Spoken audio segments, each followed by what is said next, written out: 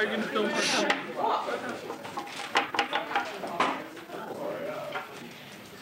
All rise.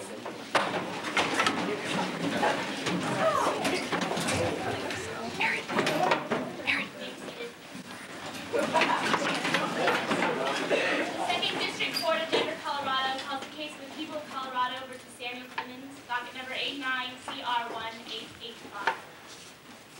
As jurors, you're about to participate in a trial involving the defendant, commonly known as Mark Twain, accused of trivializing white bigotry, misrepresenting slavery, and perpetuating racist stereotypes in his novel, The Adventures of Huckleberry Finn.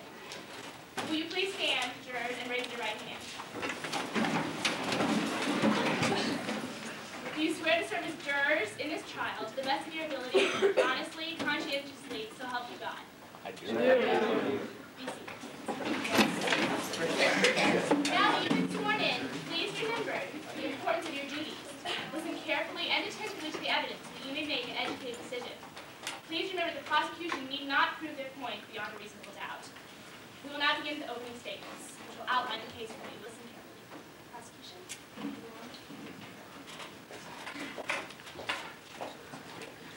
Good morning. Good morning. Morning. Good morning. My name is Sarah Drucker. I'm one of the prosecuting attorneys in this case. I'm also a Jew. I hate being called a feminist. I also hate being called a kike. It diminishes me and it robs me of my individuality. I hate wisecracks like Jewing him down. I hate racial slurs like wop, or chick, or wasp, or nigger. These are hurtful terms meant to diminish people.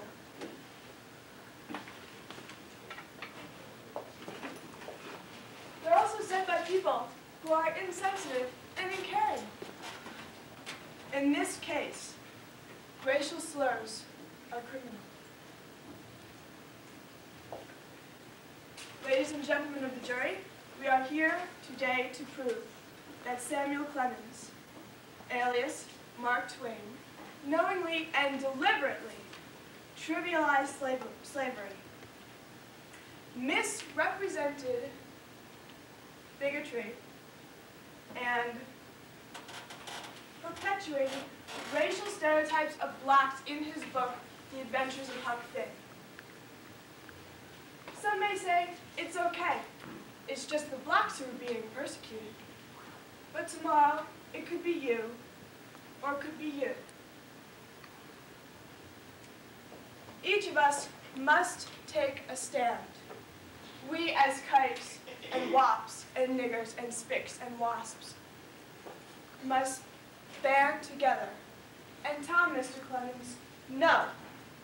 We must say no to bigotry, no to misrepresenting slavery, no to racial stereotypes, no to making human degradation a fitting subject for humor, no to trivializing the horror of human beings being sold as merchandise and considered no more than cattle.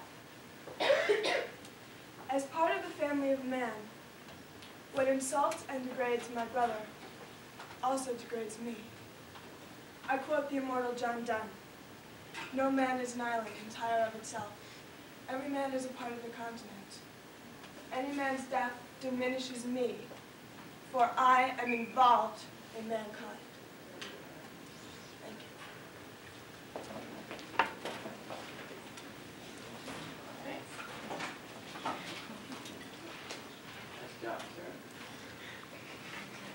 you. Ladies and gentlemen of the jury, you have heard the charges against my client, Mark Twain, author of the novel, The Adventures of Huckleberry Finn.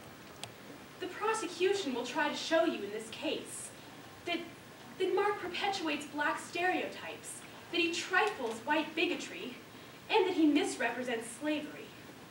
Their desire to remove this book from required reading lists. The defense will prove to you that The Adventures of Huckleberry Finn is not a racist book. It is not intended to instill racist values among our children. It is intended to show them just what a terrible society flourished during the antebellum South. Ladies and gentlemen, this is not a racist book. It is a book written through the eyes of an impressionable 13-year-old, Huckleberry Finn. He is having trouble realizing what to do because of the values that his society is instilling in him. Now, this is why you will hear Huck use words like nigger. Ladies and gentlemen of the jury, nigger is a word that was used back in those times, and it is still used today, no matter how cruel and how inhuman that may be. Yes, nigger was used. Nigger, ladies and gentlemen, is realism. This book is realism, not racism. These racist views were an accepted part of society in the antebellum South. And Huck will tell you that he has enough feeling in him to risk going to hell in order to be Jim's friend. Now I ask you, ladies and gentlemen, how can you call this book racist when the plot of the novel is the friendship development between a white man and a black man? Their beautiful friendship develops. Now, by not including dialect and racist feelings, Mark Twain would have been denying reality. He would have been taking away history. Nigger was history. Furthermore, ladies and gentlemen, Mark Twain does anything but trifle white bigotry. He brings out the cruelty of these views by turning his novel into a work of satire. You will hear Mark Twain say it himself. Education about racism will encourage people to hate it. Please, ladies and gentlemen of the jury, don't condemn this novel. Give our children an opportunity to be exposed to Mr. Twain's insightful views on human nature. Let this book be where it belongs, in a classroom, taught by people capable of digging under the underlying messages to which this book has to offer. Do not condemn this book, ladies and gentlemen of the jury. Thank you very much. Thank you. The prosecution will call its first witness. Yes, Your Honor, I'd like to call Pat. Stand. Right up.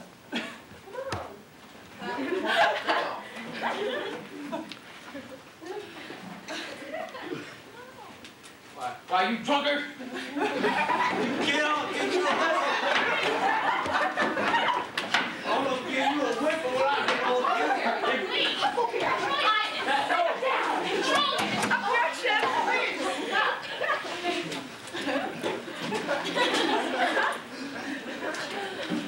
Raise your right hand, please. Other way around. Do you solemnly swear to tell the truth, the whole truth, and nothing but the truth? Yeah. I apologize, Your Honor, for the conduct of my witness. Shut up.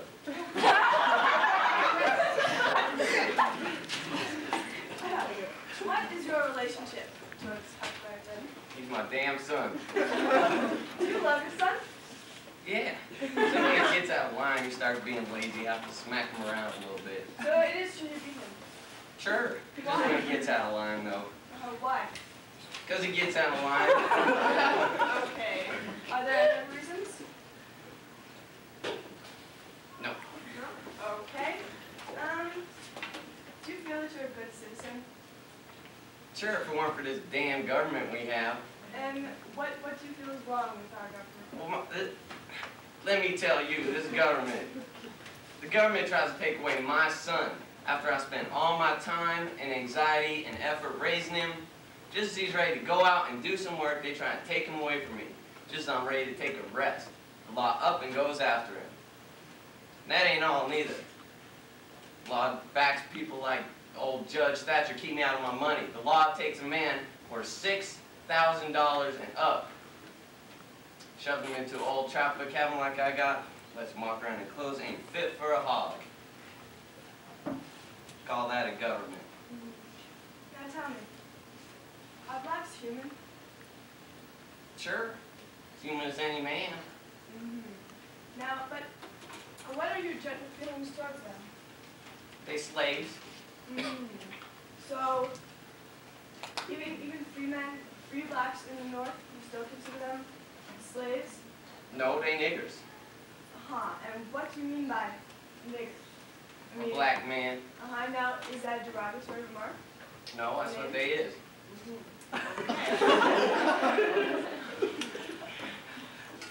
All right, and do you love your country? No. No. Sometimes I have a mighty notion just to up and leave this country. I told Judge Sester, I told him right to his face. Them was all there. They could all tell him what I said. Okay. Now, tell me something. Why don't you do something to change the country, like vote? You do vote, don't you? Well, I went up to vote, and, well, looky here. There was this free nigger from Ohio in the town the other day. He was a mulatto, most as white as any man, with the whitest shirt and the shiniest hat, and the finest clothes in that town ain't nobody ever seen. He had a gold watch and a gold chain, silver-headed cane. About the awfulest old gray-headed nabob there was. It was election day, and I was about ready to go vote myself, but I weren't too drunk. When I got to the polling place, the lady told me there was a state in this country where that nigger could vote.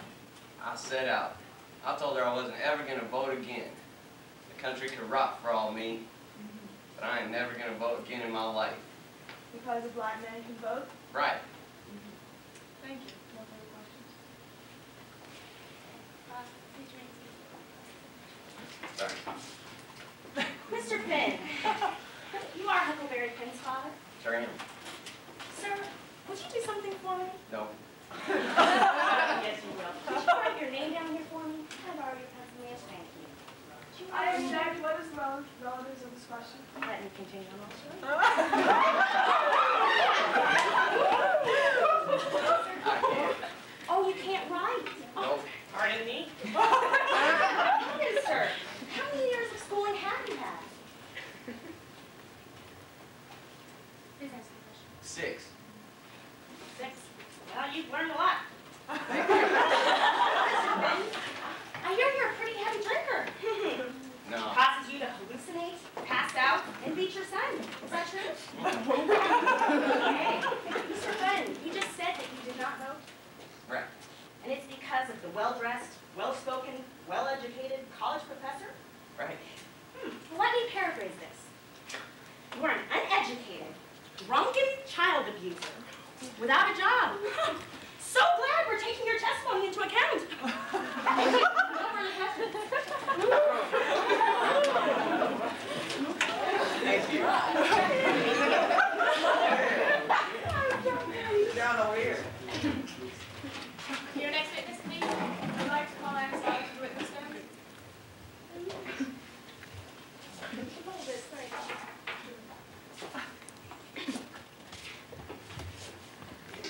Please, please,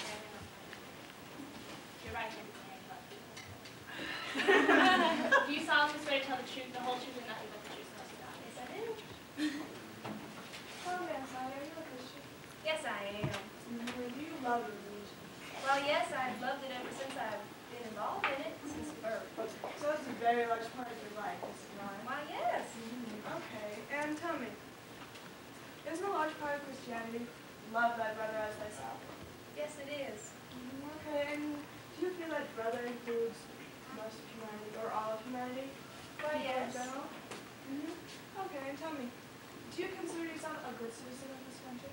Yes, I do. And you do love this country, don't you? Yes, I do. Yes, and tell me, isn't it said in the Constitution that all men are created equal? Yes, I do believe it is. It does. Okay, and tell me something. You do own slaves, correct? Yes. And you've owned slaves all your life. Yes. And you just stated that you're a good Christian and love thy brother as thyself, and that you're a good citizen in a country where all men are created equal. Now tell me something. Are blacks people? Or more specifically, are they men? Well, yes, they're men, but they're slaves.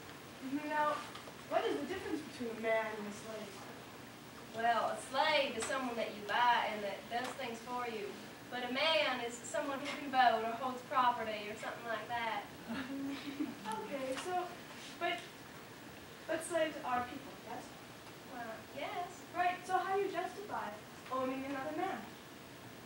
Well, it's always been that way. I mean, that's the way I was brought up, and that's the way it always should be. It always should be. Why, yes. Okay. Now, you had a specific slave, Matt, correct? Yes. And you've owned him for a while. And do you think he is, for lack of a better word, stupid? Wow, you know, he doesn't have that much intelligence, but I mean, I figure since he must have some to do some of the jobs that he does, but as a whole, no, I don't think he's very smart. And do you think that slaves in general are stupid? Well, yes, I do. Okay, so they only have enough intelligence to do the tasks that you ask, but no more. They couldn't hold their own anywhere else. No. Okay. And how would you feel if one of your slaves died? Would you mourn? Well, sure, it'd be sad. I mean, it'd be kind of like losing your cat or your, you know, I mean, something like that. But you'd be sad, but it's not that big of a deal. So you wouldn't go to their funeral in black and you Oh wouldn't gosh, cry? no. And there was a ferryboat accident a while back, correct? And you were just a little upset about it.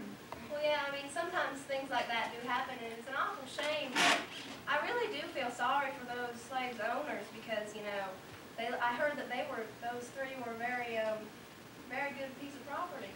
And I mean, it's real sorry that they lost them and stuff, but I mean, sometimes stuff like that does happen, so. Okay. Tell me something. Do you think you're funny? Do you think that when people meet you, they laugh at you because of the things you say and the way you believe? Well, no. I never try to be funny. Okay, so you take yourself very seriously? Yes. Okay, thank you. No further questions.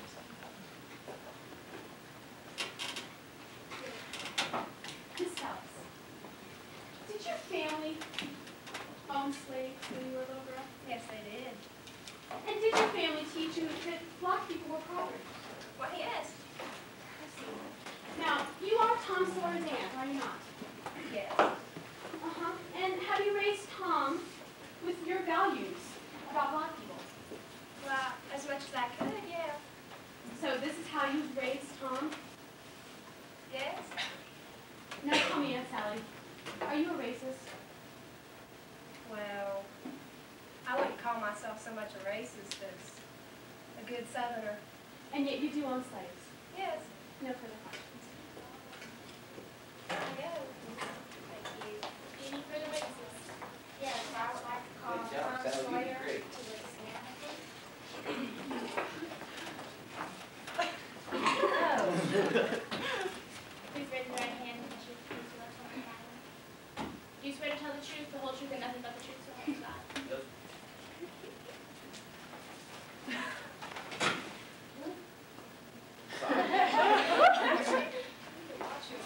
Now, tell me, what do you think of Jim? Jim just like any other nigger.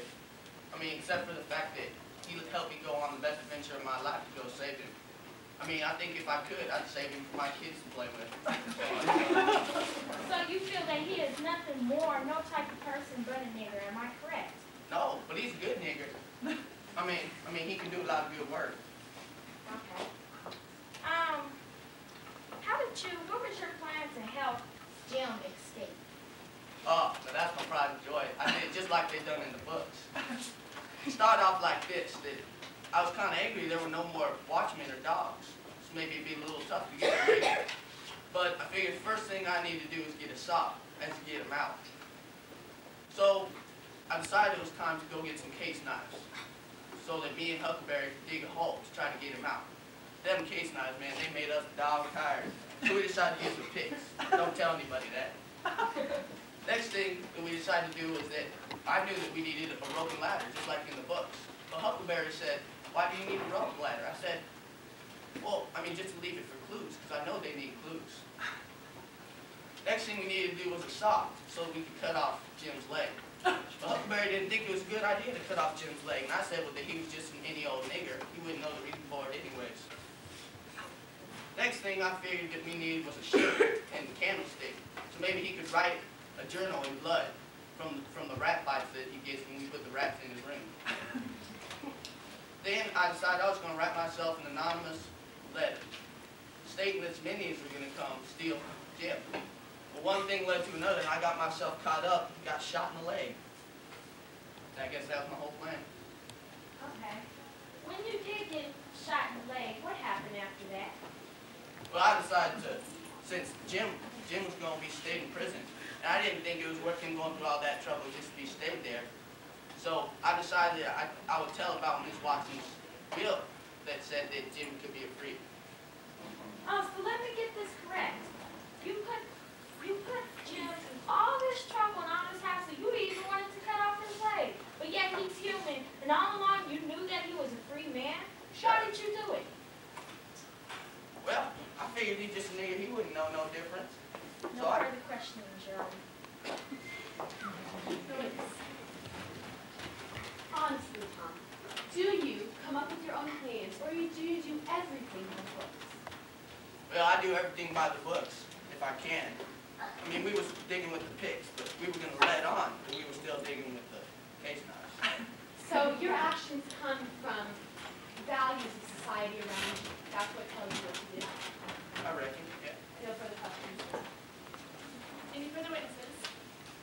Prosecution asks. Vince, call your first witness. I'd like to call Huckleberry Finn. Stand.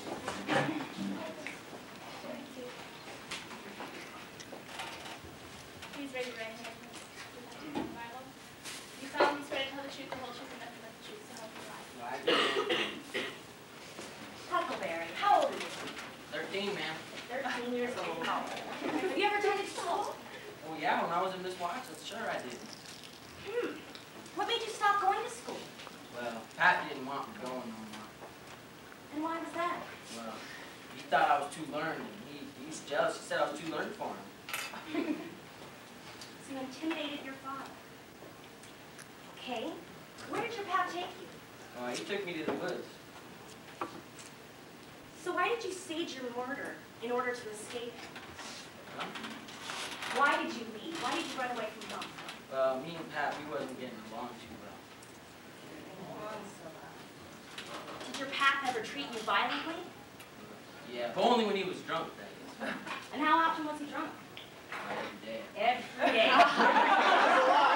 That's a lie. Hey, take this from here. Give me my bottle. Continuing.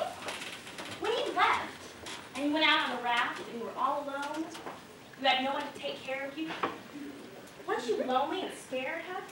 Well, I know Jim was there, man. Oh, Jim was there. Explain to me how Jim treated you. Oh, he was kind. He'd stay up on his shift, and if my supposed to be my shift, and he'd stay up through the night and let me sleep, and he'd help me find shelter. He knew lots about nature and stuff. I see. After your friend Buck was killed, who did you finally find again? Oh, I found Jim again. Were you happy to see him again? Yeah, I was. What did you say about hearing the sound of Jim's voice? I said nothing ever sounded so good before. So why did you write the letter to Miss Watson telling her that you had her runaway nigger? Well, because it's shameful to steal property, and everybody knows that, and Jim was Miss Watson's nigger.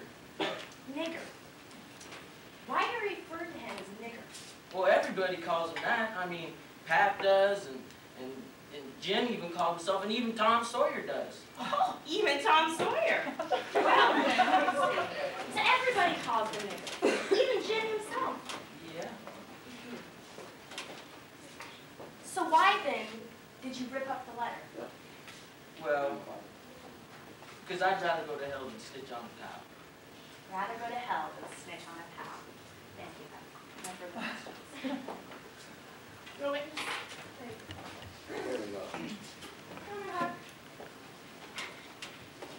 Wasn't it true that you didn't like school, that you didn't like going to church with Mrs. Watson, that you didn't like being civilized?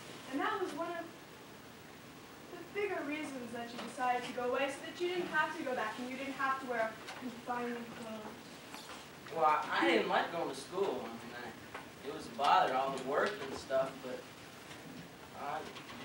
when I was gone, I kind of Thank missed you. it. Tell me, specifically, what was your relationship to Jim?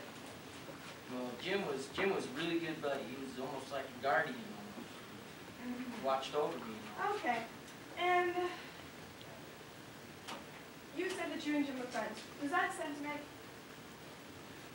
hold true for all blacks? Do you have more respect for all blacks now that you like Jim? Well, I know that there are people now. I mean, Jim's just as good as any white man there is, I believe. Really? Okay, then, but you stated that, and I quote, "If I ever struck anything like it, I'm a nigger. It was enough to make a body ashamed of the human race." You just stated that niggers were part of the human race. Because if you were ashamed of the human race, you would be, if you did something like that, you'd be a nigger. Well, I know that they can't be learned nowadays. I mean, they don't go to schools or nothing. So they're not part of the human race? Well, they's people too. Mm-hmm. Okay. All right. And, tell me something. On your raft, traveling down the river, who wrote the better bed? Why, I believe I did. Now tell me why, when Jim is an adult and he probably needs a better bed or a better night's sleep than you were just a kid. Well, Jim's up all night anyway, and he's always on the first watch, and I usually go to sleep first. So he is up all night and he's always on the first watch while you are sleeping. Yes, ma'am. And you two are friends. Okay. What was Tom's plan for rescuing Jim when he was captured, and what was yours? Well, I just want to do it simple, just get him out of there and sail back down. Mm-hmm. And what was Tom's? Well, Tom wanted to make this big elaborate deal and with the case knives and all. And you went along with Tom's plan when you didn't know if it would work or not, correct? Yes.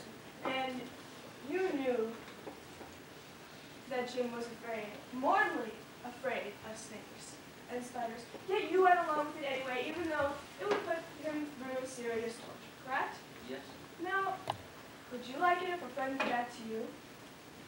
Well, no, but if it had to Thank be you. out. Thank you. That's all. Your next witness, please. Your Honor, the defense would like to call Mark Twain.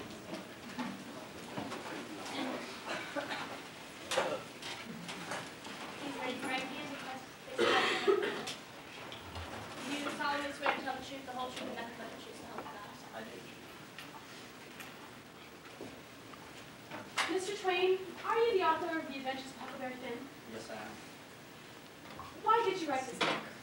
I wrote it to show the adventures of a young boy in the antebellum South. And is your book a realistic portrayal of the antebellum South? Oh, yes, definitely. So there really were people in the South who were so blatantly racist as some of the characters in your book, like Aunt Sally and Cap? Oh, yes. Are you a racist, Mr. Twain? No, absolutely not. And what effect did you want your book to have on people who read it? I wanted to show them how inhuman this treatment was of slaves. Would it be possible, Mr. Twain, for any reader to misinterpret the message that your book carries about racism? Yes, I would think so. And how could such a misinterpretation be prevented? If it was taught correctly in classrooms, this could easily be prevented. So you think that by having this book taught in a classroom by a teacher to children, that this would prevent any possible misinterpretation about slavery that your book has to offer? Oh, yes. Did you characterize Jim as a good man in your novel? Yes, I created Jim to act as a father figure for Huck, because Pap really was not a very good father. And did you intentionally show Jim as having better qualities than a white man? Oh, yes, I think Jim had better qualities than many white men. So, Mr. Twain, does this book perpetuate black stereotypes? Yes.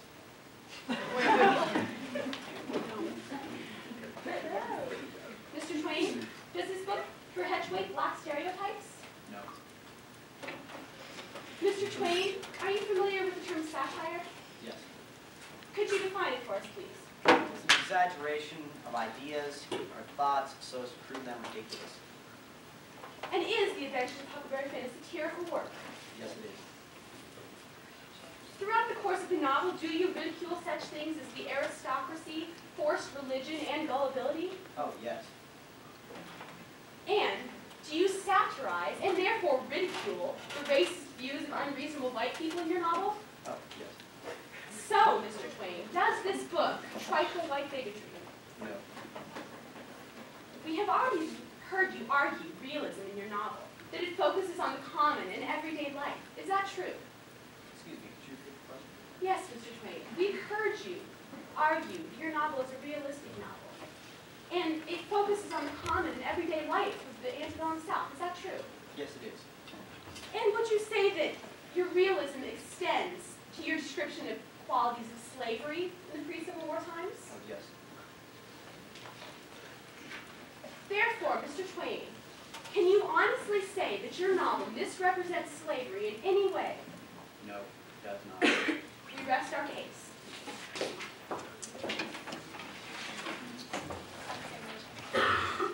Hello, Mr. Twain. How are you? I'm just fine. Okay, it is true that you have just told the defense that this book is realism. Am I correct? Yes, it is. So, can I ask you a question? Why did Jim leave? Excuse me, what? Why did Jim run away? Jim ran away because he was being treated unfairly. They were going to sell him off. And who did he run away with? He ran away alone. He moved to this island and then he met up there. Okay, so he met her. Okay, so they floated down the river on a raft, am I correct? Yes, they did. Where were they traveling to? What was their destination? They were trying to get to Cairo so they could go north. And why did they want to go north? So Jim could be a free man. Oh, I see. But, didn't they happen to pass by Cairo? Yes, it was very foggy one night and they missed it. Oh, I see. What happened after they passed Cairo that foggy night? They went deeper south. Oh, but yet, this is a realistic novel.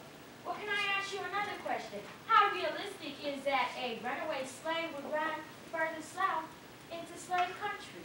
My next question is, what did Huck do to make sure nobody would follow him when he ran away? He faked his murder. Oh, so he did. When Jim ran away, was he not suspected of being the murderer of Huck? Yes, he was. And Miss Watson also suspected him, didn't she? Yes, she did. Would you please tell the jury at the end of the book, what did Miss Watson say in her will? She freed Jim. Oh, she freed Jim. Ah, did y'all hear that? She freed Jim. She suspected him of being a murderer of Huck, and also he was a runaway slave, but yet she freed him in her will? How realistic is that, Mr. Twain? My next question is, Tom helped Jim escape, am I correct? Yes, he did. And, what happened when Tom got shot? What did Jim do? He risked his freedom to help Tom. Oh, how did Tom treat Jim without the novel? Tom was not very kind to him. Oh, he wasn't. But yet, Jim, you know, he risked his freedom to help Tom, in which Tom treated him badly. Like I said, Jim has better qualities than many white men. I see. But yet he would risk his freedom. But yet it's a realistic novel. Your book is supposed to be satire also, isn't it? Yes, it is. And you said that satire is an over-exaggeration to change things?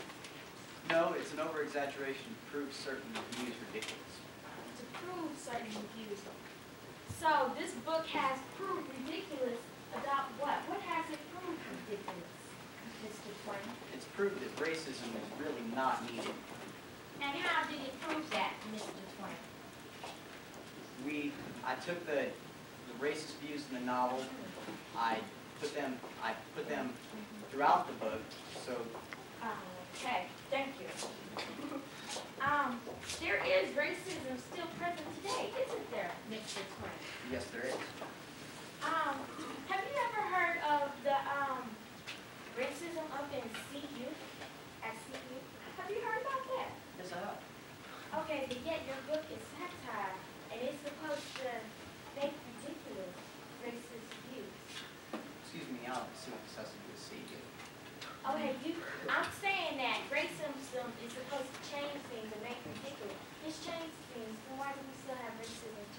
My next question and last question is it true that you served in the Confederacy for a little time? Yes, it is. No further questions.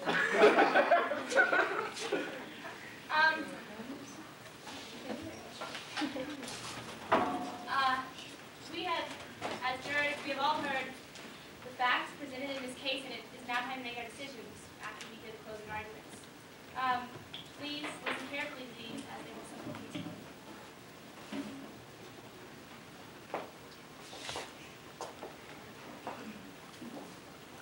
Ladies and gentlemen, we ask you now, how many of you have been required to read an American literature book representing blacks in slavery other than The Adventures of Huckleberry Finn? We suspect one, if not any. And if the only book you read representing blacks in slavery is Mark Twain's Adventures of Huckleberry Finn, then there's plenty of room for misunderstanding, misinterpretation, and misrepresentation of blacks and slavery in general. Admittedly, the book gives a humorous, satirical outlook on slavery, but many of us know that slavery was not a very humorous matter. Some of the inhumane and horrible actions of slavery were how blacks were sold and separated from their families, never to be seen again, how blacks were beaten and raped, and also how blacks were deprived of their rights to vote, just like any other human being. The novel fails to impress us with the horror of slavery, rather it leaves us laughing about it. We contend that it trivialized white bigotry, misrepresented slavery, and perpetuated racial stereotypes of blacks. That is why we ask that this book be taken off of the required reading list in all schools, so that many impressionable youth should not be encountered to this faulty rendition of slavery. Many of your youth are in search for a good example to go by, or a good, strong role model to follow. Well, yeah, this book may be an example to go by, but the question is it a good example to go by? Is it good for your son or daughter to read a book that is in constant use of the word nigger at an age of just 11 to 13? Yes, it may be so, as the defense has stated, that this word was used habitually at the time. But what happens when a 5th grader or an impressionable junior high school student comes across a so often used word and begins to use the word on a daily basis? Or what happens when an unstable young black person reads this word so many times? Or what happens when a poorly trained child of any color comes upon a so oftenly used word? What happens, we ask you? Possibly, the child may use this offensive word against others.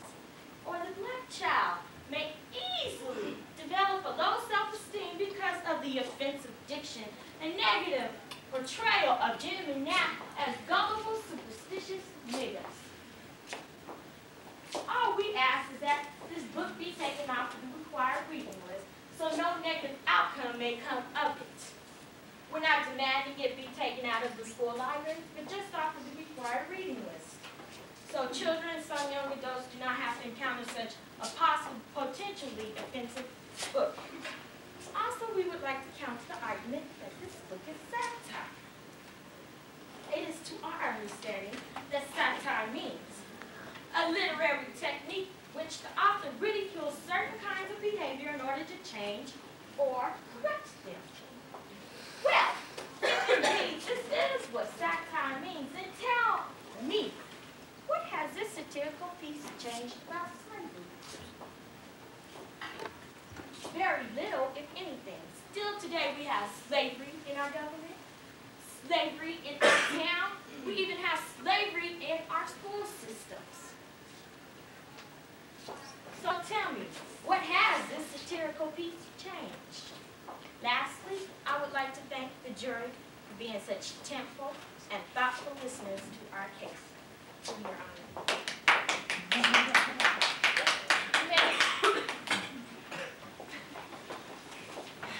The Adventures of Huckleberry Finn is a novel of a young boy's journey down the Mississippi and the realistic people he encounters. This novel was written for enjoyment and was never intended to act as a reference to slavery. The story was told by a young, impressionable 13-year-old who describes his journey from his point of view. It is described as he saw it, as he heard it, as it was, in the antebellum South at that time, thus depicting racism. Nigger was a term used in that day by everyone, even by the blacks themselves. Furthermore, this novel did not condone the behavior of the characters, but rather portrayed them in a realistic manner.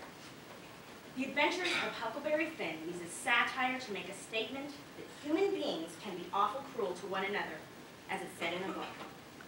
I think we can pretty much disregard the testimony of Mr. Finn, who is obviously an uneducated drunk. Aunt Sally simply portrays a typical white Southern woman of her day, and Tom follows everything by the book. What is said is what he believes. Therefore, his opinion of blacks is simply a reflection of his society.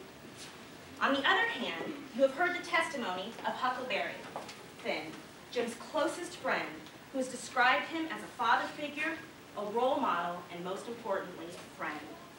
You have also heard the testimony of Mr. Mark Twain, the author himself, and who knows better the intent of the book than the author himself.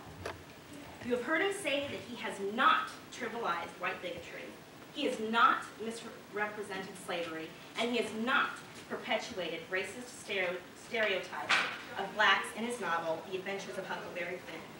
You have seen not only Jim, an outcast, but also Huck, a young white male. In addition, Mark Twain has contrasted the characters of Cap, a white, uneducated drunk, to a black, successful college professor. He showed evident satire in his comparison when he showed Pap refusing to vote because they allow an educated college professor to do so. This novel uses extensive satire to make a statement.